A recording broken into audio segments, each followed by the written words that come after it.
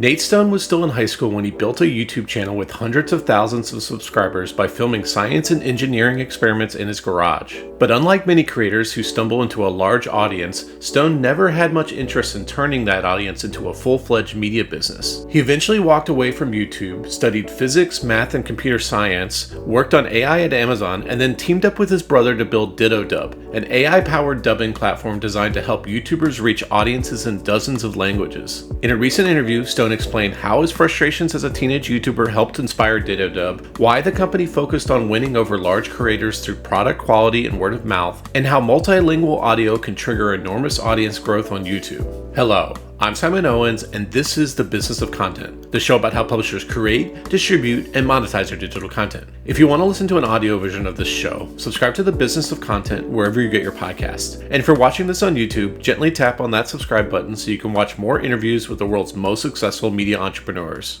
Okay, let's jump into the interview. Hey Nate, thanks for joining us. Happy to be here. Thank you. So super excited to talk to you. You have a really interesting, even though you're very young, you have a very interesting career where you started out as a YouTube creator, built a really successful YouTube channel, and then basically pivoted to like running your own tech company that services other, really big YouTube creators. So I really want to kind of map out that entire journey. So I want to start with just a little bit on your kind of educational background, because like obviously science and tech seem to be like deeply foundational to you. So tell us a little bit about that. Like you graduated college like in 2020. What was your kind of educational background? Yeah, I got two majors. I got a major in physics and a major in math, and then a minor in computer science. But when I was in high school and stuff, I would be programming and doing like little electrical engineering experiments and all that kind of stuff. Yeah, like were you on like the robotics team or anything like that in high school? No, just for fun in my garage. Like there was always a joke where I would be the person that one time I would run with the running team, and I stopped because I saw someone had like this big old CRT TV sitting next to a dumpster, and so I stopped running with them and then just dragged it home by the extension cord so that I could take it apart and take all the components. Yeah. Did you follow, or did you consider yourself part of like the maker community? To some degree. I didn't really interact with them that much. I mean, as far as like other YouTubers in the space at the time, like there was one called Grant Thompson. He ran a channel called The King of Random. There was another called like The Backyard Scientist, and a few other ones that I would and Cody's Lab that back then that I would talk to. But outside of that, I was pretty isolated. Yeah, years ago I profiled The King of Random, its YouTube channel, for my newsletter, and wrote about after he left the channel and his tragic death, how how the team behind it kind of picked up the pieces and kept on going with that channel. But your channel, I watched some of the videos. It definitely had that kind of maker mentality of taking everyday equipment that you could find on the side of the road or buy relatively inexpensively and basically create these cool tools and projects that could like demonstrate scientific concepts that anybody could do at home. So I'd love to just dive into that. So you kind of mentioned that there was some inspiration. So like, when did you launch this channel, and what kind of YouTube channels were you watching in the lead up to the launch of it? Yeah, I mean, I launched it back when I was like 15 years old. So gosh, when was that? I guess that'd be like 2015. Yeah.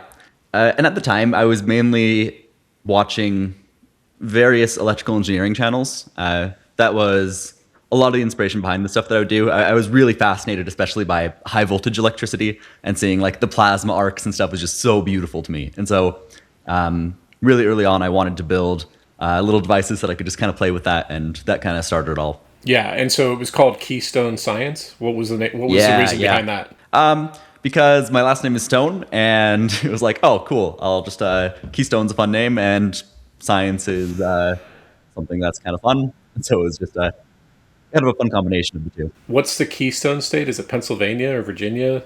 Are you from Pennsylvania? And I did not know that at the time. Oh, okay. I didn't know that's where you were from. So you started Keystone Science, And so like what was kind of your idea? Was it just like this would be like a fun thing I'm just going to upload to YouTube, or was there like a strategy or was there a business idea behind it, or was it literally I'm just going to like start filming myself in like my garage or something like that? Yeah, I mean, in the very early days of it, it wasn't so much supposed to be for making content. It was more so I would build these things and it would either fail at some point and it would like burn my fingers and the circuit would go up and I would have no idea how to fix it because I was like 15 years old and just wouldn't really understand what was going on. And so I would want to record myself going through all the individual steps. So I'd be like, okay, that's what I did wrong. That's how I could fix it. And then I started posting those and then they started getting views. So I was like, okay, I guess I'll just start recording all the steps that I do on all the things I build. And then started posting those and that started getting views. And yeah, kind of turned into a little thing, I guess, for my 15 to 18-year-old years.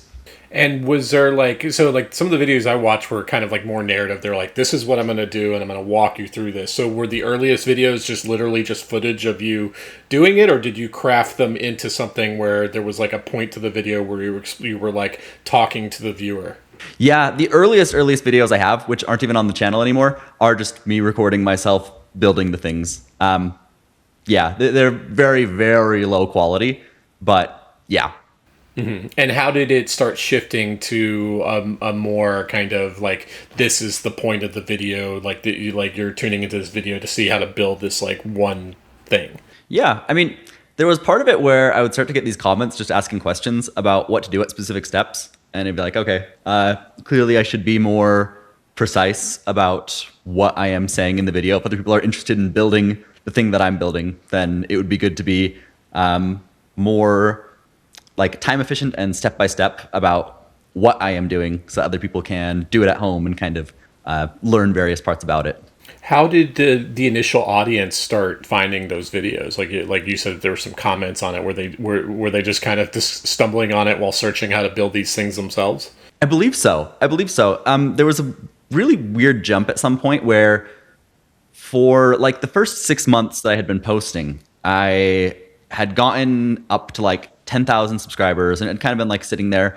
And then all of a sudden I had posted this video about like this little, not even, like one of my least impressive things I think that I had built. But it turns out from like the two most popular videos that I had ever made back then that people really liked destructive kind of things. So I posted a video on how to make like a little pocket-sized EMP, and then that just took off. And over the course of like the next 3 weeks, I gained 100,000 subscribers. And then later on, I made like a little like handheld thing that would shoot like microwaves out, and that took off as well and got like another 100,000 subscribers.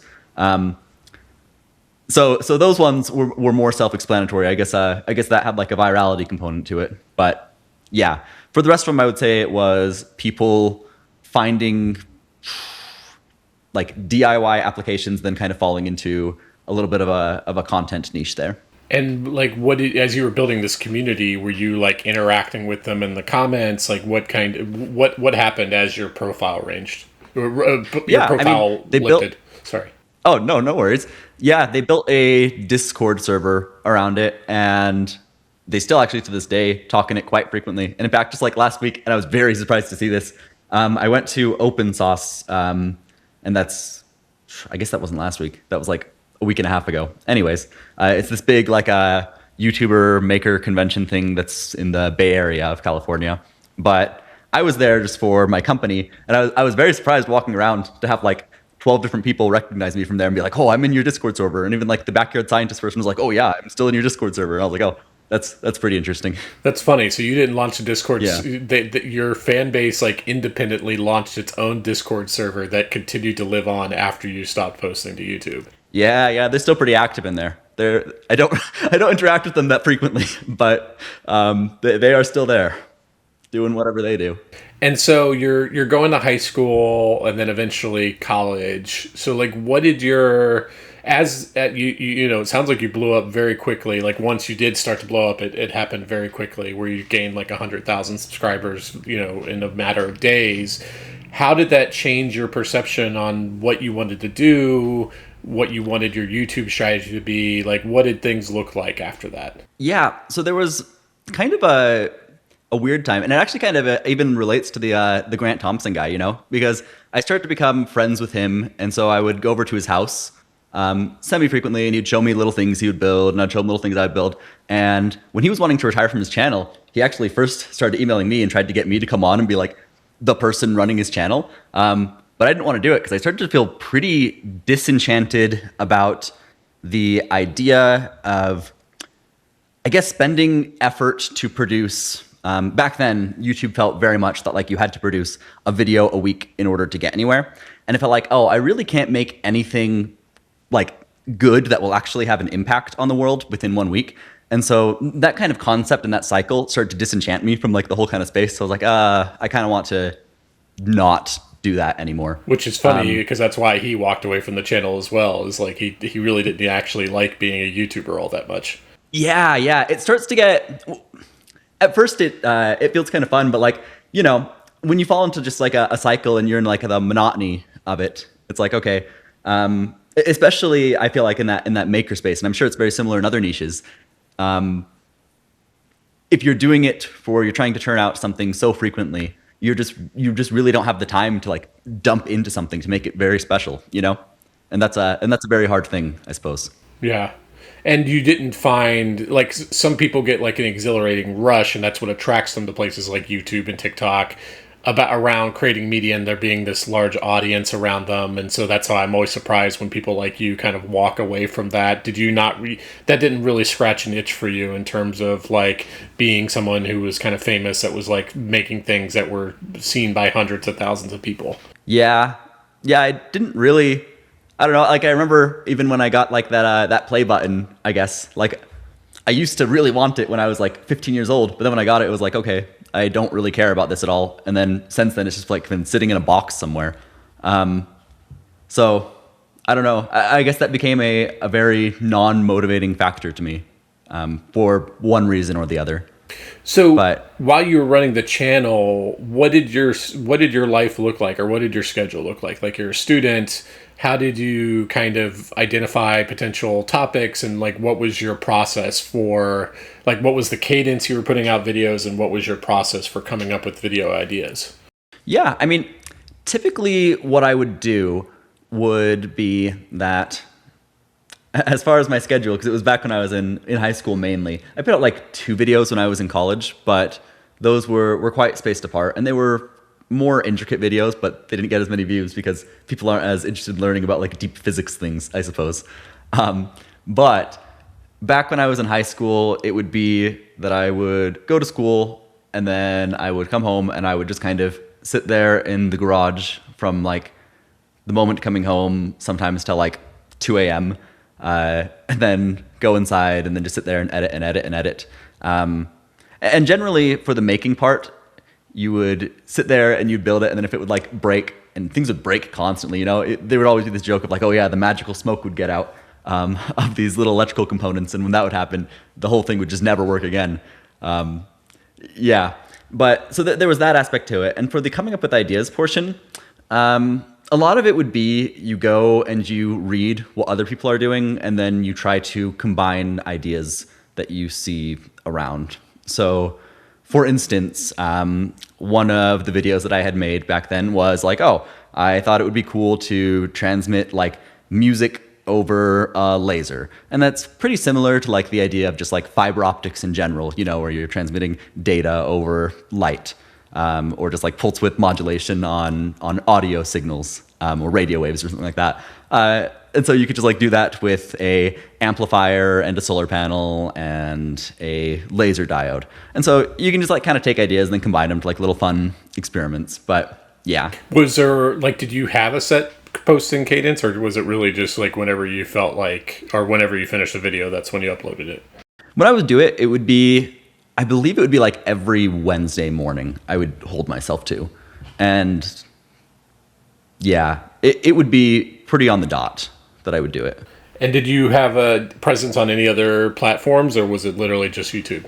No, it was just YouTube. Mm-hmm. And did you ever try or think about, like, maybe I can try to turn this into a business? Like, obviously you probably had AdSense turned on, so you were getting some passive revenue for YouTube, but was there ever any kind of contemplation of like, okay, I've got the foundation here, I can build on this? Oh, I mean, probably the closest thing I got to that kind of mentality was, I remember when I had gotten a bunch of subscribers, I thought like, oh, great, now I can eat noodles every day. And that was pretty cool. That was a very fun thought. But I had never had the objective to turn that into a like revenue machine per se. And that's all because what you were talking about with the King of Random thing is like you just could not commit to trying to build your brand and just keeping up the posting cadence that would, unlock that kind of business. Yeah. As a broader concept, and this is something I guess that like, everyone grapples with, I'm sure. There's this, it's not too positive of a subject, but there's always this concept of there are only so many seconds in life. And so it's like, okay, what should you be doing in order to maximize your impact on the world? And it just felt like, okay, that is not something that would be doing that. You know what I mean? You could reach a lot of people. It seems like you could leverage that to maximize a lot. To some degree. Yeah, I guess even then there's quite loose definitions around what impact is, and yeah, all of it is quite up in you could argue what you're doing now as far greater impact because it's being leveraged by lots of different YouTubers, not just one channel. Sure. Which we'll get into. So walk me through the decision to walk? Was the last video posted in 2020? Am I remembering that correctly? Oh yeah, I think it was a video that I had made on like Bell's inequality or something. But it was it during the pandemic that you posted your last video?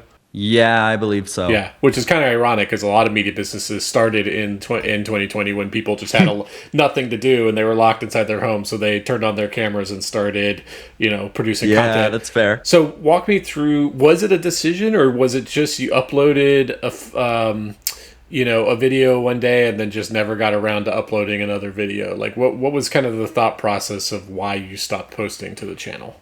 Well, I mean, at the time of uploading that one, I had pretty much like already decided that wasn't something I was pursuing at the time for like that whole YouTube channel.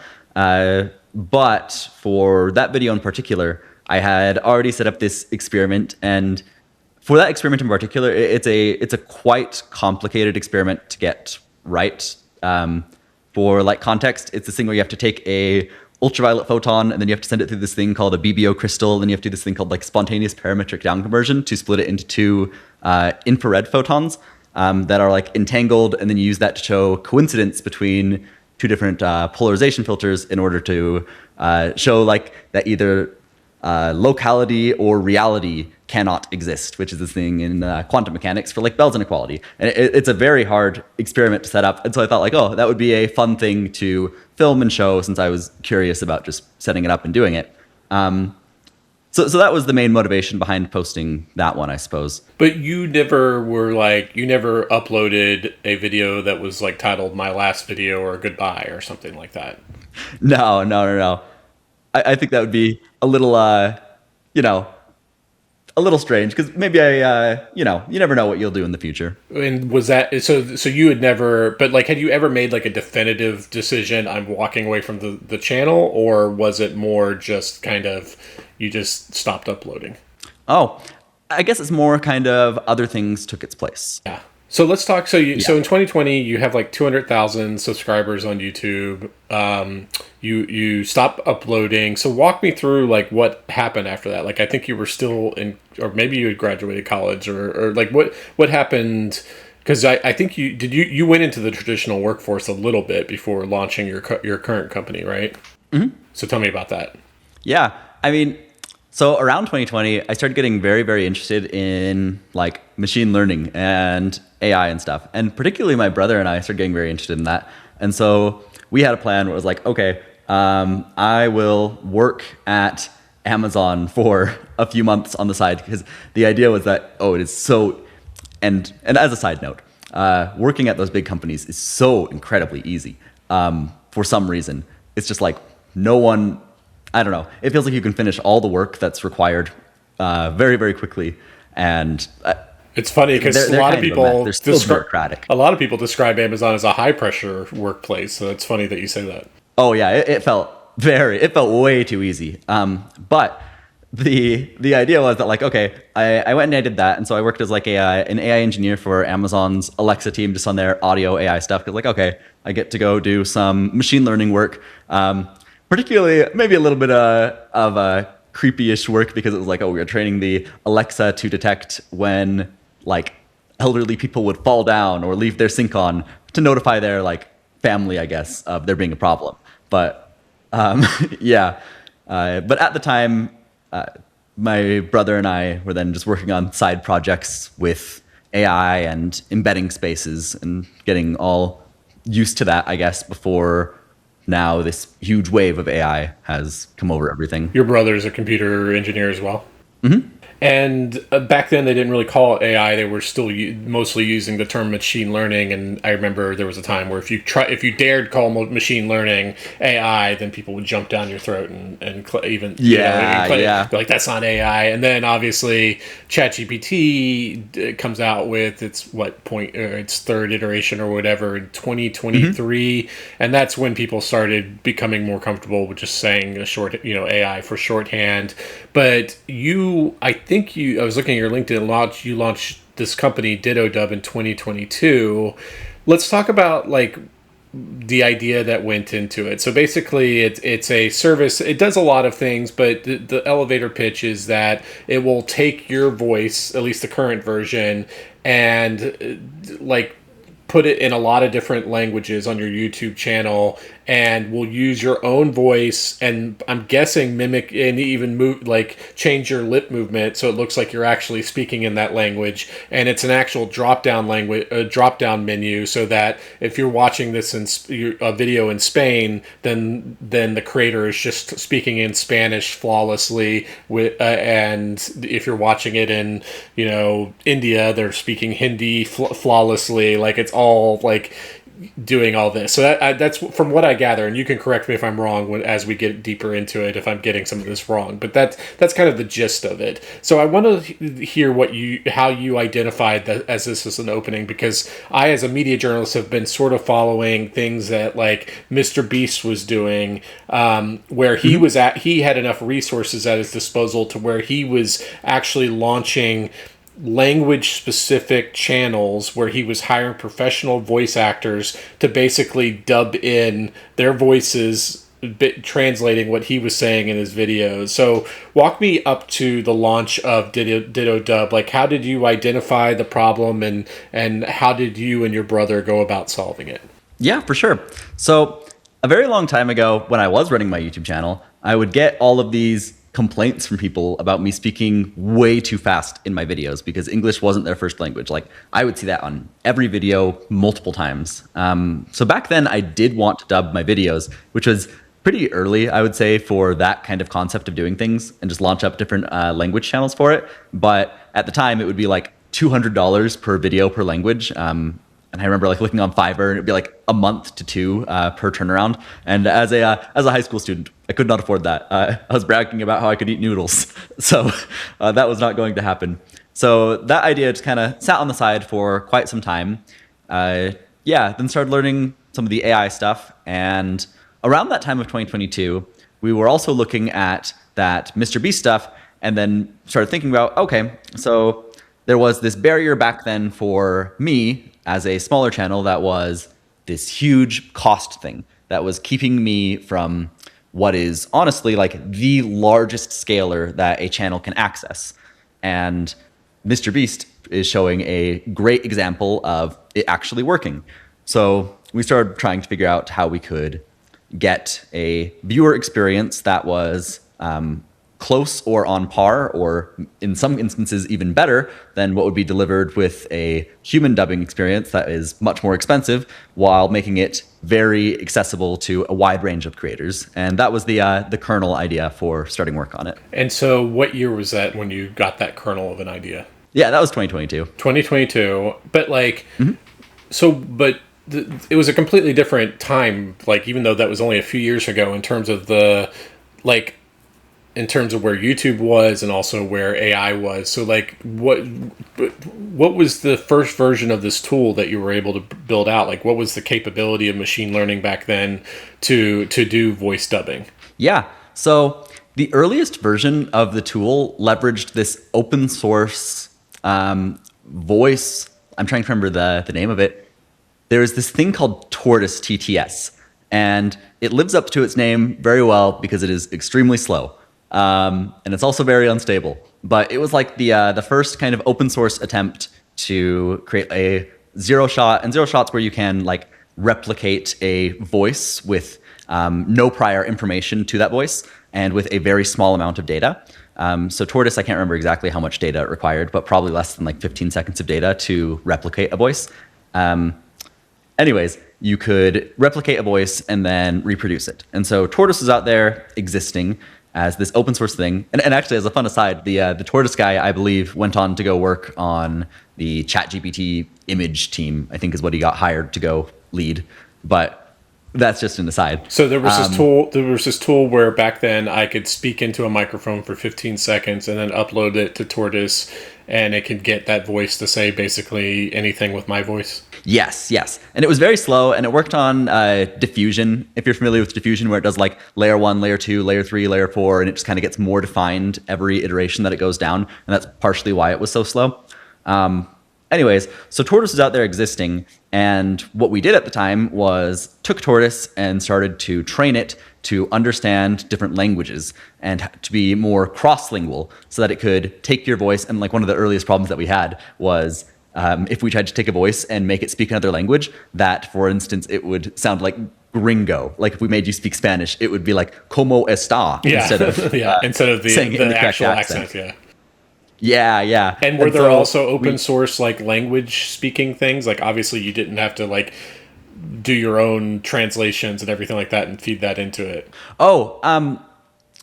For translations? Yeah, I didn't know if that this is beyond my technical capabilities, but like I'm sure were there, in the same sense that this technology was open source, was there also some kind of feed you could plug into it that also like basically some open source version of Google Translate or something like that? Oh, we didn't use an open source thing for like text translation back then. Back then we used something called DeepL because it was just like the best. Now, honestly, it seems like the best in translation is like the LLMs. They are just like far outclass the things that are made specifically for translation these days. But you could take Tortoise TTS, and we trained it up just on these other languages and got them to be cross-lingual. And that was the earliest version. And I remember that it would only be stable for like 15 seconds. And so we had to build these smaller machine learning models that we'd call like our demon catchers, because it would just, after 15 seconds, or sometimes on generations, it would start speaking backwards and just complete gibberish. And we were terrified that creators would hear that coming out in their video. And it would just make them never want to use the service again. So we'd get notifications of like, oh, the demon catcher has caught something. And it would be like going off at 3 a.m. and we just wake up and instantly start listening to them and regenerate them. And and also at the time, the fastest way that we could get them going was like A100s were the staple GPU back then, but they weren't as fast as 4090 GPUs, which are like the ones that like a bunch of gamers use. And so we would scrape Facebook Marketplace and just go buy like gamers' PCs whenever they would list them and stack them up in basements and just like load the models onto them and have them just running all the time. Were you bootstrapping this, or did you raise money for it? We bootstrapped it. Yeah. And so when did the first like product that a creator could actually subscribe to, when did that hit the marketplace? Yeah, that was about mid-2023. Mid-2023. And so July, I think specifically. Like, I think now YouTube has it to where all this is kind of seamless. Like you could localize thumbnails, localize subjects, and then also this thing is built in. Like there's like a drop down menu to where I can pick the language on the video. But back then, obviously, AI didn't really exist to that extent yet. So I'm guessing YouTube hadn't built all those integrations. So how did someone who was subscribed to the first version, how would they actually use it? Yeah, so there were two things. In 2023, YouTube did have, towards the later end of 2023, YouTube introduced its multilanguage audio tracks, but they only introduced it to, I think it was like less than 20 people. And one of them was Mr. Beast, and that's when he took all of his language channels and he consolidated them under one. And then there were like 19 other people. And so we went like ferociously under finding those 19 other people, and we like converted them all onto our platform. And for all the other people, they had to do separate channels. And that was honestly a very big burden, because operationally it's quite complex to manage like O of N channels, you know? Nowadays, obviously, it's much easier, but that was kind of the whole system back then. And actually, even today, we still do have people that sometimes prefer to do separate channels just because they can do separate brand integrations and such, and then you can really maximize revenue if you want to that way. But yeah. So in that first version, though, would it also match my lips up to like what was being said, or was it just like kind of like you think of those badly dubbed Chinese films from the 1990s or whatever, where your lips are moving? Oh yeah. That first version, it would not do diffusion or like matching, replacing the lips out. Yeah. And so you said that you went after YouTubers that had access to this tool. I'm guessing they were like Mr. Beast and they were hiring professional like dubbers. So how did you get their attention, and what was the process like to get those early creators to start using your platform? Yeah, I mean, the first creator we got that was big was a pretty random, pretty honestly, a kind of magical experience. And it was a week after we had launched the product. My co-founder and his brother went on a rafting trip. And this is in Colorado, in like Durango or something. And it was a 4-day rafting trip. And the raft had like 7 people per raft. And on that raft was those two. And do you know Rhett and Link from Good Mythical Morning? Yeah. And those two were on the raft. And then there were like 3 other random people. But they were just sitting there talking the whole time. And so they got in very quickly with a large YouTuber. And it was just very perfect timing. So Rhett and Link were some of the earliest users? Mm-hmm. And what happened after these creators started using your tool? Yeah. So for us, the largest thing early on was maintaining the highest level of quality possible to increase word of mouth so that they would spread it. And that's what they did. They started just talking to each other about it. And even to this day, we don't have a marketing team, but we have very good word of mouth among the upper echelons of YouTube. Like so much so that very, very frequently we'll just get random like 20 to 50 million subscriber YouTube channels reaching out to us and then jumping on the platform because they'll get reached out to by another very large YouTube channel. And so that's been kind of the name of the game for us since day one. But yeah. So let's just talk about how you actually make money. Like how do you charge a creator who wants to use this product? Sure. We just charge them per dubbed minute. Yeah. So it's like your YouTuber who roughly uploads about 3 hours worth of footage per month. You can just pick that tier and that's what's based on. And it looks like it's the most basic tier is like at least $100 a month, if not more, right? Or the most basic one is like a 30-minute a month tier. Yeah. So I guess that would be probably closer to like 60 something, but yeah, still pretty up there.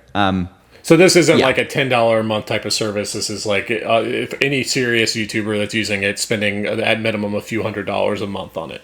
Yeah. So obviously since 2022, there's been trillions of dollars of CapEx dumped into AI, lots of large AI companies, and then the big existing tech companies have also heavily invested in AI, and there are so many more tools on the market. So can you talk about like the evolution of the product as both YouTube started getting more serious about AI, but then also you just had more kind of AI technology and faster technology at your disposal? How did the product evolve? Oh yeah, for sure. So I guess there are kind of 2 aspects to this. One is that I can talk about first, which is more generally shared by everyone, which is the tooling behind the product has been fascinating to watch explode using these coding agents. Oh my gosh, it is crazy to see how capable they've gotten, and to see how capable they've gotten at things just that aren't even programming. They are crazy little monsters. But What do you mean by that? for the Like rest of it, it's made it easier for you to build because you can use like vibe coding and stuff like that. oh yes. We can have them monitor our training rounds on GPUs and stuff, and like things that would monotonously take up like hours and hours and hours before. Now you can just launch up this little intelligent thing to go monitor and iterate for you. They're not very good, from what I can tell, and from at least as of the current moment, at thinking creatively, but they are very good at optimizing things. So Really quite good at optimizing so things. on the actual engineering side, a lot of this AI technology is coming on. It's just making you more efficient at your work, and then simultaneously, what's happening on the actual product side in terms of product capabilities? Yeah, in terms of product capabilities, I mean, the dubbing models themselves have shifted quite rapidly in the same direction as like LLMs. LLMs got really good due to transformer technology and and my brother could tell you much more, and he's my co-founder, could tell you much more about all of this than I could, because he's the one that handles most of this these days. He just spends all of his time diving into the training of these models. In fact, he's training up our newest version right now. But he applies all of the things that the LLMs get on their latest models to dubbing, like literally very, very close to the exact same architectures, because it turns out it is just, those architectures are quite good at almost anything, not just text generation. So riding along that wave is quite good. And the other thing that we've noticed that is pretty interesting is that contained within these LLMs in general is like a sea of information that has just been trained that you can pull out and just have do so many interesting tasks if you attach things and train them in new interesting ways. So they're quite magical little structures. What do you mean by that? How does that apply to your business? Yeah. So for instance, sorry, I'm trying to find a way to say this without like saying too much about it. What I mean by that is when they are when like companies release these open weight, open model LLMs that they have dumped like billions of dollars into feeding data through, there's lots of latent patterns that are baked into the structure of it. And it seems to be that when you take that structure and you train it to do another task, it can very quickly learn to do another task quite well. That is different than what it was initially trained to do. And that's kind of what I mean. I know, but I don't understand how that applies to, like, how does that improve the product, your product, DittoDub's product? Oh yeah, even cross-modally, like More specific. What's an example? I don't know. You're using these terms that I don't really know. Like, is it making easier for it to? Is it dubbing better? Is it making it better so that it gives better suggestions? What is it doing? Oh yes. Sorry, meaning to say that you can train them to create video and create audio, as opposed to, like, you can take these models that are just natively creating text, and you can train them to, instead of creating text tokens, they can create audio tokens and video tokens, and they can create them extremely well. And they can create them quite efficiently, like with just like $50,000 in training, as opposed to what would natively be like a few $1,000,000 in training. You can achieve very, very good results. Which is quite interesting to me, that just from the latent training through all the text results, that they have kind of those patterns built into them, and that's kind of what I mean. So are you talking about like utilizing your tool set or to create like a special effects or something like that would require like special effects artist or something like that previously, or like what how does that end up on the screen for the YouTuber? Oh sure. So I mean for tasks like one would be for thumbnail translation, or for replacing out lips, or for redubbing audio, or for replacing out text throughout a video into a new language, or all those kind of tasks. So what I'm saying is that the general wave of all the money that has been dumped into the AI space is quite adaptable into lots of different areas that it was not initially fed into. Is what I'm trying to say. So, what's the user experience for someone who's using your product today? Like, am I logging into a dashboard? Like, if I'm just starting from scratch, I have a YouTube channel. It's like, okay, I'm only speaking in English. I want to have like really good dubbing of my channel so that anybody can consume my videos. I go and sign up for an account with your thing. What's kind of my user journey through your product? Yeah. So what we typically have them do is that they will connect up their channel, and we've done a pretty thorough analysis on, I guess at this point we have like over 13,000 YouTube channels that are connected in and have been dubbing. And so we have a very good set of analytics across what works and what doesn't, and what people have done, and the kind of videos that they've done in their niche, and the languages they've chosen, and how the YouTube algorithm has responded to that. And so we built this little tool that people can connect to their channel, and they can kind of see what we estimate statistically based on that for what their subscribers over time growth rate would change on based on what videos they choose to dub and what languages they choose to dub in. And so typically we'll point them in that direction because it seems to be that YouTube cares a lot about certain benchmarks being met in terms of watch time and the number of comments that you're getting on videos, and even likes in like the past 30 to like 45 days in particular. Having that set of videos dubbed into a particular language, it's like a very sigmoid response, meaning that it is like kind of nothing, and then it just kind of activates all at once. And that's kind of what we found.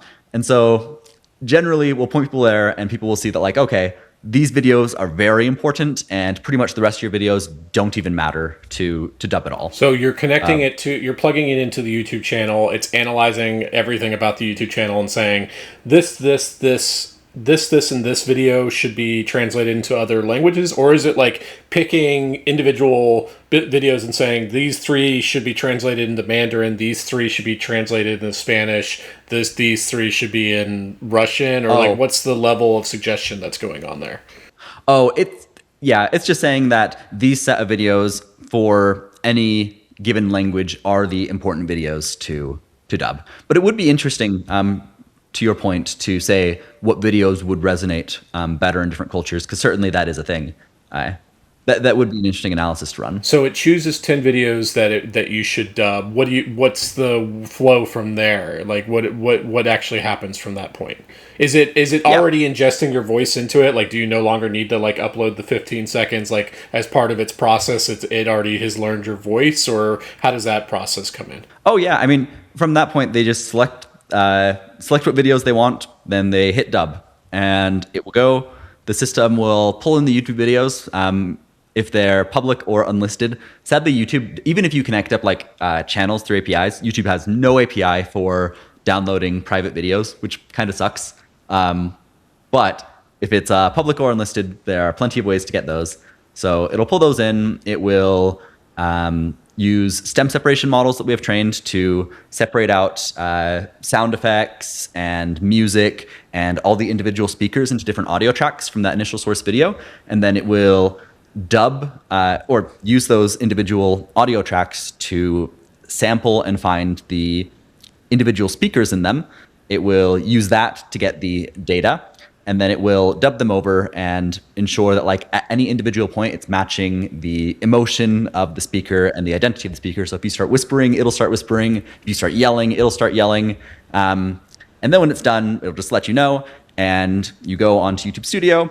We have like a Chrome extension that people use. You just open it and then you hit sync, and it will just get all the audio tracks uploaded for you, including the translated thumbnails and titles and descriptions and all that. Yeah, so is it spitting out suggestions for thumbnails and descriptions as well? Oh no, it's just doing the localized versions of the ones you already have. So if my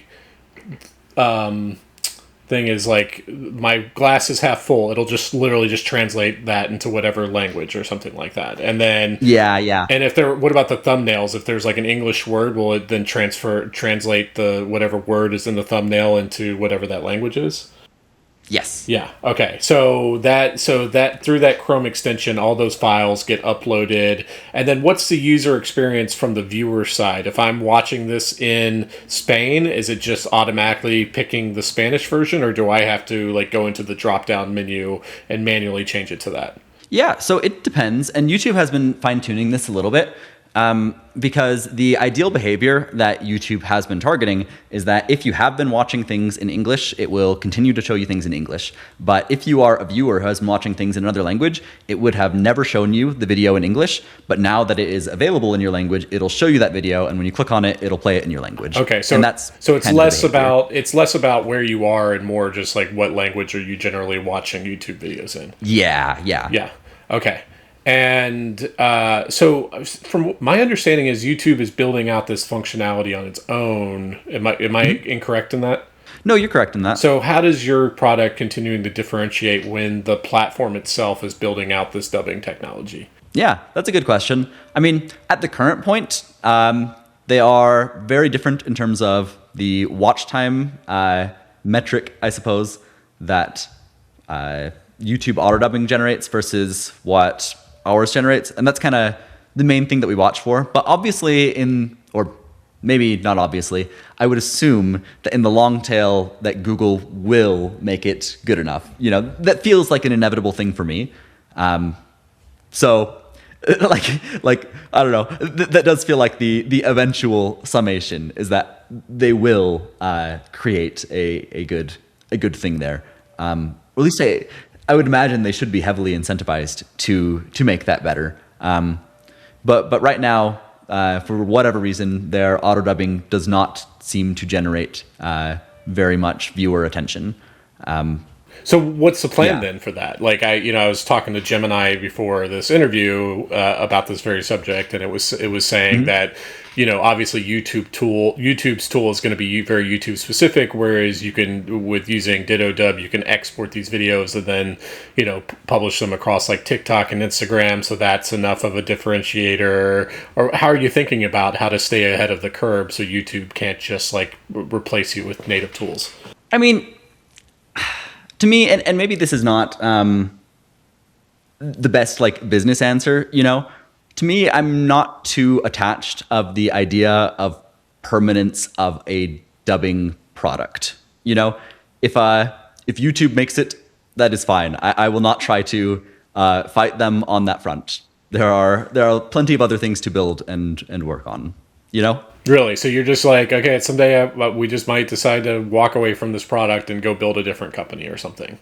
Oh yeah, for sure. I mean, that would be the most exciting thing to do. Like, I definitely don't want my my life to be summarized by a guy who built a dubbing product. I don't like the word dubbing, to be frank. I just have never liked the word dubbing. I think it's a silly sounding word, the way it kind of runs in your mouth when you say it.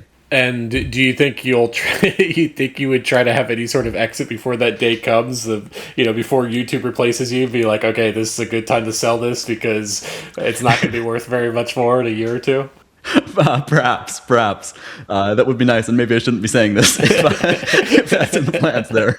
But So so I'm guessing you don't have investors, or else this would not be the plan, because obviously investors want an exit. How has your company scaled up over the last few years? Like in terms of staffing and stuff like that? I mean, we've had lots of offers from investors. I have never wanted to take them on because I just kind of want to be able to do what I want to do. But as far as scaling has gone, it has gone quite well. We are very, very profitable at the moment, and users keep on growing. And we are trying to scale the team right now. It's very hard to find the right kind of people to hire because there's this weird paradox where it feels like you try to put out applications for like finding people to like apply for job positions, but it's like, okay, the grand majority of people applying for job positions are maybe people that aren't the most qualified for the job position. And so there's a weird paradox that goes back and forth. And it's a very time-intensive thing. And to be frank, I am not the best person at finding good people for it. But that's a major thing. And right now we're trying to hire like 3 people over the next month. But yeah, just trying to deal with mainly scaling out more marketing and kind of community building kind of roles right now. So, so how large is your staff now? And like, do you have like creator relations people? Like, how are you kind of structured? Yeah, so we have 6 full-time people, and we have about like 35 contractors. And the contractors work like practically full-time, maybe a little longer than full-time, but they mainly work on like validating language data for us, because that's fairly important for us to get the models better and better and better, is going through the stuff we generate and being like, oh yeah, this is good, this is bad. And so we have a whole bunch of just native speakers around the world just constantly looking at all that stuff and tweaking things. But that's kind of the whole system right now. And as far as like creator relations go, we have everyone on the team wears a lot of hats right now. And so we're kind of in that phase of trying to figure out how to differentiate things. And on that note, when I look at how regular companies have scaled up at like different levels, it feels like we have too few people for the level that things are at right now. And that is why I would like to hire people and differentiate roles pretty quickly. So who were like, talk about the success stories. Cause like, I think you were originally pitched as coming on because of this soccer star who's had a lot of success. Who are some of the biggest creators who are using your platform? Oh yeah, for sure. So there's some fun ones. This guy named Topper Guild is one of my favorite ones because he started using us like, I guess at this point now, like a year and 3/4 ago. And he jumped from like 20 million subscribers to now 96 million subscribers. And this guy named Zong started using us like a year and a half ago. And he jumped from like 20 million subscribers to now like 67 million subscribers. And then there's also like Chef Nick, if you know him, and MKBHD, and then Erling Holland, the soccer guy. There's a lot of soccer channels that use us. Like one's called John Nellis, and over like the course of 4 months when he started using us, he jumped from like 3 million subscribers to like 12 million subscribers. And is that a causal relationship? Like you see someone turn on this tool and then immediately like it's suddenly now it's now available to the entire world of speaker, no matter what language, and then suddenly it's like, oh, okay. And how does the YouTube algorithm even figure that out? Like that, suddenly this video is relevant to a Spanish speaker because there's a Spanish language. Like, what kind of happens when people like switch this tool on? Yeah. So, and I can send you some of these after the call if you want, because I just think these graphs are they're very fun for me to look at. But basically, in these cases, like I have so many of these graphs where immediately when people will turn on all these dubs, they will have a hockey stick in their number of subscribers, and it will just grow astronomically fast. Like literally last year, out of the whole year, 20 of the weeks, the most viewed video of the week was someone who had put like dubs on their channel, and then all of a sudden just whoosh, and which is, if you think about it, it's kind of what you would expect because most of the world does not speak English. For instance, KSI just a month and a half ago put like 72 languages on his videos with us and immediately got 10 times more views than he's ever gotten. It's like, yeah, that is what you would expect, I suppose. There's a lot of people in the world. So it's been very, very interesting. But the relationship that we've seen is that the YouTube algorithm seems to go just like crazy. I don't think it's really built to handle that many people viewing something at once. And from what I've seen, it seems like it compounds on each other. And so when these creators push out a new video with all the dubs at the exact same time, I think all those viewerships coming in at the same time just influences everything to a pretty high level. And then it just cross promotes across everything. And that's one of the benefits of using the multi-language audio tracks as opposed to separate channels, is that when YouTube is promoting it to like the Spanish region, it's not promoting it as a brand new channel. It's promoting it like it was a 20 million subscriber channel that is now just brand new on that same level. At least that's what it seems like. So that's kind of what it's like. So one trend that I've been covering in my media newsletter and what other media journalists are starting to cover recently is that YouTube is basically dominating all entertainment. Like if you look at the usage charts for streaming, it has way more viewership than Disney, Netflix, all these like, you know, these huge things. And, you know, one thing that I've written in my analysis is just because YouTube can be endlessly nichified. It doesn't matter how narrow your interests are. There's going to be a channel with 100,000 subscribers that is like putting out that exact type of content, and Netflix and Disney will never be able to to nichify that much. So it just makes YouTube this like basically this like flywheel and this impenetrable fortress.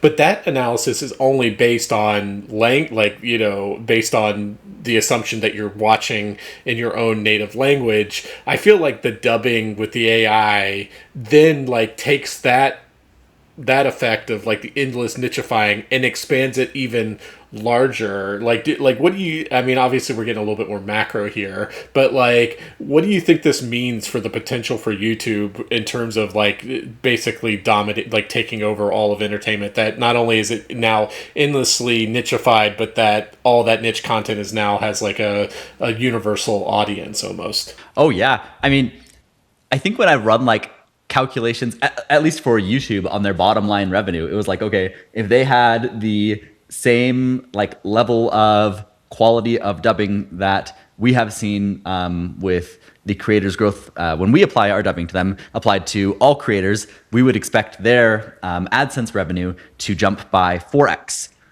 which would be like, you know, what is that? A jump of like near $100 billion a year for them.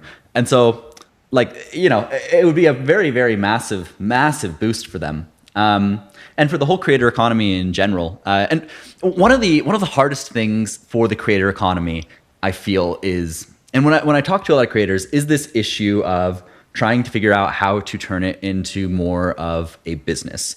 And I feel like it's one of those levers that can help with that. It's not the only one. There are lots of angles that need to be figured out on that front.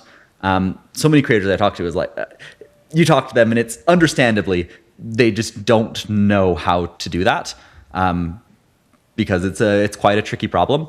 I mean, even you look at the top 50 creators in the world, just this year, as that set of people in all their revenue combined from all their projects, just crossed $1 billion dollars combined per year, which is far below like almost any other set industry for top 50 group of people. But there are certainly lots of levers, I believe, that will change that equation quite rapidly. And I think global expansion is one of them, for sure. So I usually end my interviews by asking the person what they want to be doing 2 to 3 years from now that they're not doing now. I feel like it's a bad question for you because you're acknowledging that maybe your company doesn't even exist 2 years from now. Maybe I'll ask you where you want to be 15 years from now, in the sense of like what, like, given that you said that you have the willingness to walk away from a company once it's kind of been replaced, like, do you see yourself as just like a kind of perpetual tinkerer, like someone who just bootstraps companies or tools or something like that? Do you think you will always work adjacent to the creator economy? What do you see your future looking like? Oh yeah, I mean, there are a few things that are highly interesting to me. For instance, there's one side project that I work on semi-frequently. I haven't been able to work on it this week, actually, though, sadly. And that's this little device that you can wear on like this part of your ear, and then it connects here, and it reads the EEG signals from the auditory center of your brain and decodes the text that you would be thinking. And right now it's like 30% accurate, but I would like to get it to like 80% accuracy. And so I think like a brain-machine interface that's non-invasive is a very interesting field, because it would like, you know, speed up communication with all these agents. Because in my life, it's like, oh, I'm just constantly making these AI agents just go, go, go, go, go. And so that would be quite nice. But in 15 years, this sounds a little goofy, but my brother and I talked very, very frequently about how we just want huge warehouses filled up with robots doing constant physics and biology research. which is not adjacent at all to what's going on now. But we have lots of ideas about how to do that, and we used to do things like produce protein identical versions of like chicken eggs through reverse fermentation and stuff.